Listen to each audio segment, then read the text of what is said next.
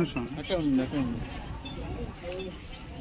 ఆడికమ్మా పక్కకు రండమ్మా మీద ఏ లైన్ బాబు బాబు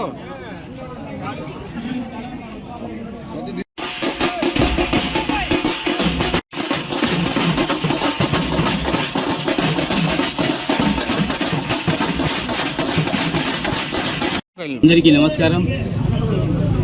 జగన్మోహన్ రెడ్డి మన ప్రియతమ ముఖ్యమంత్రి జగన్మోహన్ రెడ్డి గారి ఆశీస్సులతో ఈరోజు మనం 3వ డివిజన్లో గడప గడప తిరుగుతున్నాం.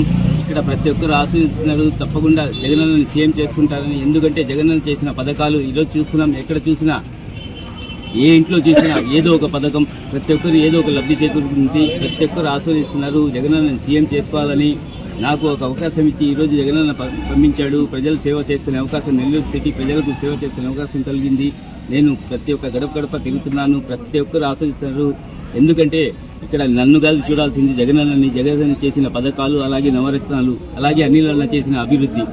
ఎక్కడ చూసినా మన మైపాడు రోడ్డే చూస్తున్నాం, 4వే చేసి, అలాగే జాఫర్ సాబ్ కాలువ కానీ, ఇలా చూసుకుంటే ఫ్లైఓవర్ కానీ, పెన్నా బ్యారేజ్ కానీ, పార్కులు కానీ, సిమెంట్ రోడ్లు కానీ, హాస్పిటల్ కానీ, స్కూళ్ళు కానీ, ఏదో ప్రతి ఒక్కటి ఈరోజు ఎంత నెల్లూరు సిటీ ఏ రకంగా డెవలప్ అయిందో ప్రతి ఒక్కరు చూస్తున్నారు.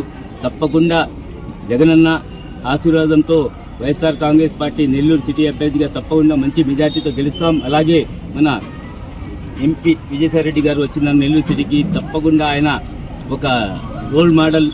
ఆంధ్ర దేశానికే ఆయన జగన్మోహన్ రెడ్డి తర్వాత ఆయనే నెంబర్ 2 నాయకులు. ఆయన ఈరోజు నెల్లూరు జిల్లాకి ఒక ప్రత్యేక మేనిఫెస్టో కూడా తయారు చేస్తున్నారు. నెల్లూరు సిటీని ఒక మోడల్ సిటీగా తయారు చేస్తారని చెప్పారు.